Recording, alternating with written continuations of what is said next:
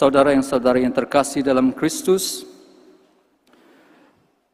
baru-baru ini ada beberapa orang altar service, mereka altar service terus tengok, takut mereka melihat saya. Mereka memperkenalkan satu movie, cerita pasal zombie. Kamu tahu apa itu zombie? Tahu? Macam zombie juga kamu sudah nih pagi-pagi. Hah? Altar service? Tahu kan? Ya.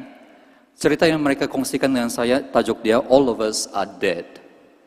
Pernah kamu tengok movie itu? All of Us series, I think it's a TV series. All of Us Are Dead.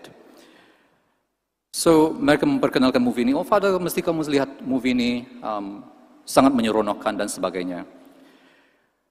Jadi saya suka menonton film-film seram. So, saya pun mengambil peluang ini menonton film tersebut, movie tersebut, dan saya melihat, kebanyakan ya cerita-cerita zombie, biasanya zombie-zombie ini mereka sangatlah hodoh kan, tidak cantik pun muka mereka,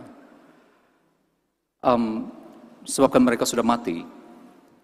So daging mereka pun sudah mulai mereput, dan membayangkan bagaimana hodohnya mereka, jelek muka mereka, ya, hodoh, tidak cantik dan menakutkan lagi. Dan sebagaimana kita tahu, bagaimana zombie ini, kehidupan mereka, yang bagaimana mereka hidup sebagai seorang zombie, senantiasa mau makan daging manusia. Sangat menakutkan. Dan ada kalanya bagi saya, macam mana mereka boleh hidup begitu? Sudahlah hodoh, tidak cantik, makan daging manusia, menakutkan lagi. Hidup dia pun tidak mempunyai arti. Seolah-olah mereka tuh dibuai dalam keperluan kepentingan mereka sendiri. Seolah-olah mereka tuh di-condemn. Di antara kehidupan mati, dia tidak juga mati, tapi tidak juga hidup. Adakah mereka mempunyai pengharapan? Adakah zombie ini boleh bertukar menjadi manusia?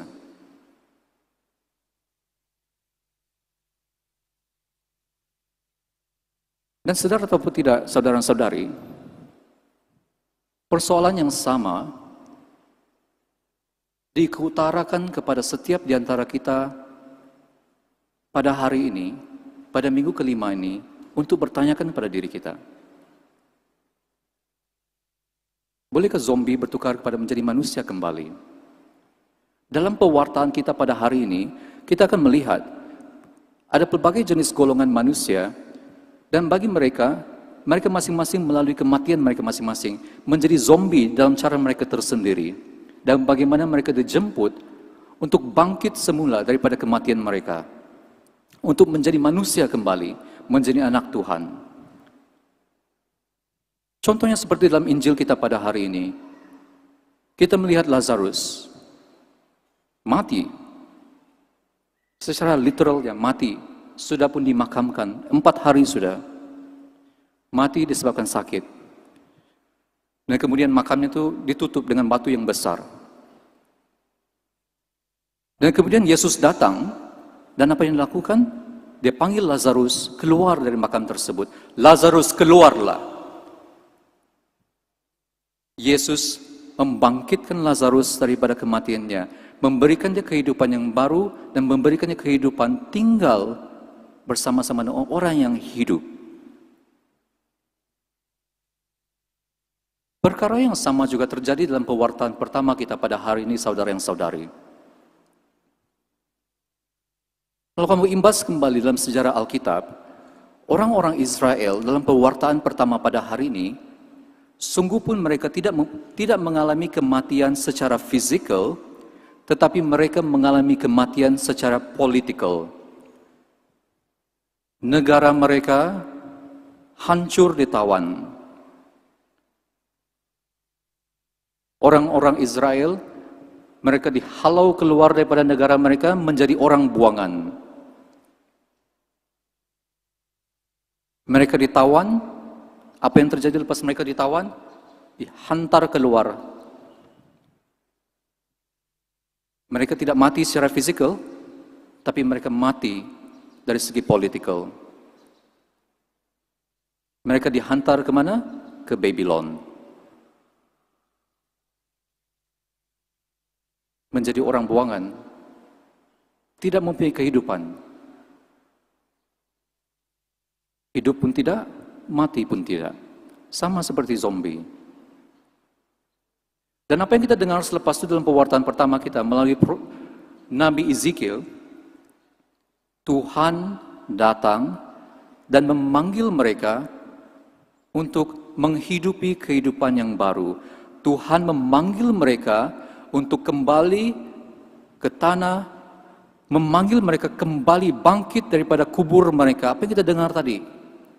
Aku akan memanggil kamu, memberikan kamu kehidupan yang baru, mengambil kamu, mengangkat kamu dari kubur kamu, dan menghantar kamu, membawa kamu kembali ke Israel, tanah kamu sendiri.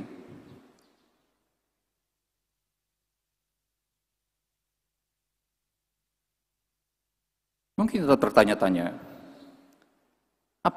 apa kaitan Lazarus dan juga orang Israel dengan saya?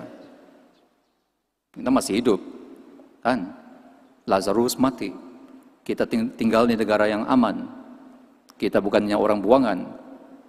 Jauh berbeza dengan orang-orang Israel. Kita ada bekerja, sehat, walafiat. Jadi apa kena-mena Lazarus dengan orang-orang Israel dengan kehidupan kita? Saudara ataupun tidak saudara-saudari, kalau kita mengambil masa untuk renungkan kembali pembacaan kita pada minggu ini, kita akan lihat kematian secara fisikal dan kematian secara politikal dalam pewartaan kedua. Kita melihat bagaimana nih memberikan satu lagi gambaran dalam pewartaan kedua pada hari ini. Di mana Santo Paulus mengatakan kepada suratnya orang-orang di Roma, bagaimana mereka mati secara rohani.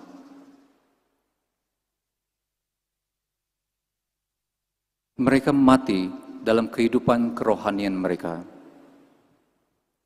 Sungguh pun mereka masih lagi hidup berjalan sama seperti kita, manusia yang tinggal di muka bumi ini, tapi kemudian kehidupan mereka penuh dengan kematian dari segi rohani, emosi mereka.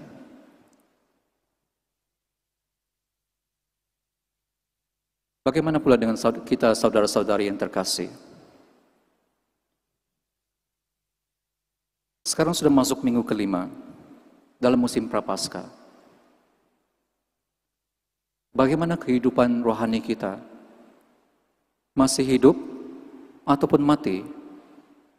Ataupun sama seperti zombie, tidak mati, tidak pun hidup? Adakah kita masih memberikan diri kita, mencintakan diri kita kepada kezaliman dalam dunia ini? Penderitaan orang lain, adakah kita memberikan diri kita kepada kemarahan, perasaan dendam, perasaan benci? Adakah kita memberangkap orang lain dengan perbuatan kita, dengan pemikiran kita, persepsi kita antara sesama?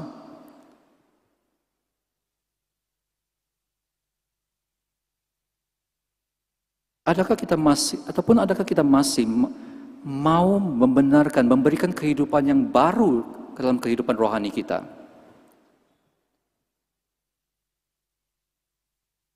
Adakah kita mau membentuk satu hubungan yang baru? Adakah kita mau memberikan kehidupan yang baru dalam musim Prapaskah ini?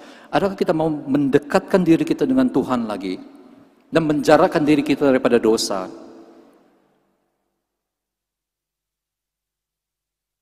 Bukankah ini yang dijemput kepada kita? Kamu dengan saya. Dalam musim Prapaskah ini, saudara-saudari. Mengambil masa, imbas kembali nadi kehidupan rohani kita. Adakah kehidupan rohani kita itu masih bernafas? Adakah kita memberi oksigen yang secukupnya supaya kita dapat menikmati kehidupan yang baru, sama seperti apa yang Rasul pengikut Yesus, Santo Paulus katakan dalam pewartaan kedua pada hari ini. Bukannya kita terbuai-buai, terikut-ikut, tergoda-goda dengan masa sekarang, dengan keberadaan benda-benda duniawi, tetapi meletakkan kepercayaan kita, fokus kita kepada apa yang di surga. Itu apa yang dikatakan oleh Santo Paulus kepada umat-umat di Romania.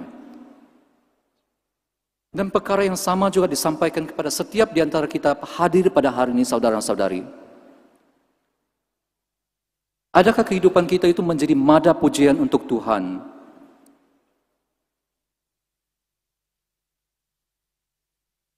Ataupun adakah kita senantiasa terus mau memberikan diri kita kepada pergaduhan, setiap hari bergaduh dengan suami, dengan istri, bergaduh dengan anak?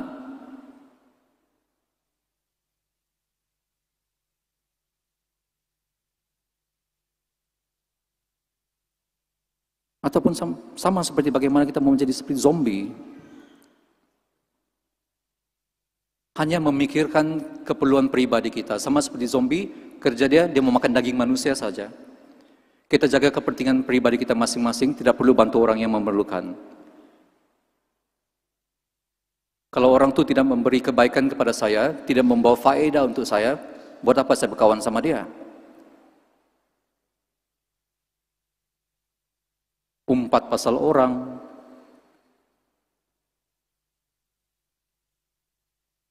Apa yang Santo Paulus katakan?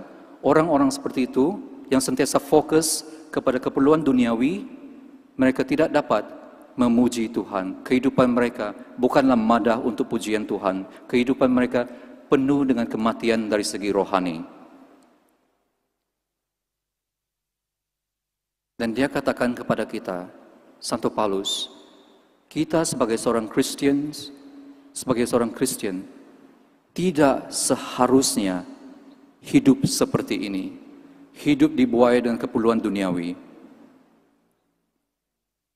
Kita yang sudah dibaptis, dan kepada mereka yang mempersiapkan diri untuk dibaptis, yang dahulunya menjadi zombie, sekarang dibawa kembali, dipanggil kembali oleh Kristus untuk menghidupi kehidupan yang baru, dipenuhi dengan Roh Kudusnya, Roh kebijaksanaannya, Roh cinta kasihnya, agar kehidupan kita itu senantiasa mencerminkan pengampunan dan persahabatan Tuhan untuk saudara-saudari kita yang memerlukan. Kuasa yang telah memberikan pada kehidupan kita, kuasa cinta kasih yang sebagaimana kalau seorang zombie tidak dapat lakukan. Seorang zombie tidak lagi dapat mencintai saudara-saudari. Dan inilah apa yang dilakukan oleh Yesus. Apabila dia keluar ke Betani, dan apa yang dia lakukan? Atas cinta kasihnya kepada Lazarus, dia memanggil dia kembali. Hidup kembali, memberikan kehidupan yang baru. Dan bukan itu saja. Apa yang dia lakukan juga mempersiapkan dirinya. Sebab kalau kamu tahu Injil Yohanes yang selanjutnya, bab-bab yang berikutnya, pada saat Yesus memberikan kehidupan yang baru untuk Lazarus, saat itu juga Yesus mempersiapkan dirinya untuk memberikan dirinya kepada kita. Dan bagaimana dia lakukannya? Dia mati di kayu salib.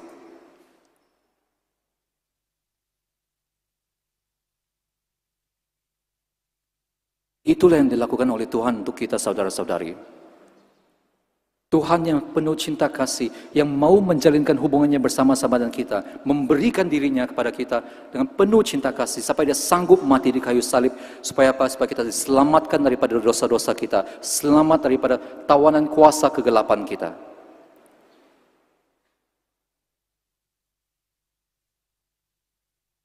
Bagaimana pula kita saudara-saudari?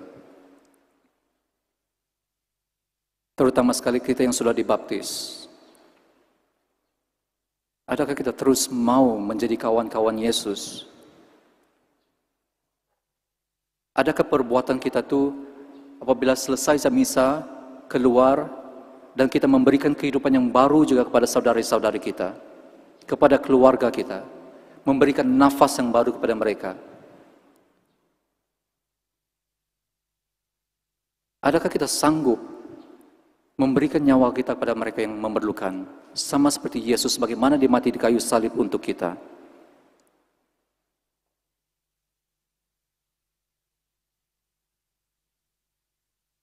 Kembali kepada soalan saya tadi, adakah zombie boleh menjadi manusia? Zombie boleh menjadi manusia kembali, saudara-saudari, apabila kita membuka hati kita dan mau menerima kuasa Roh Kudus yang telah dijanjikan kepada kita, yang telah kita terima di saat kita dibaptis.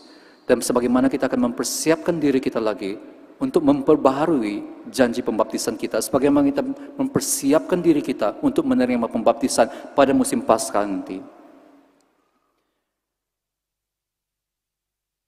Kita manusia, zombie ini, boleh menjadi manusia sekiranya kita menerima, membuka hati kita untuk menerima pemberian Tuhan.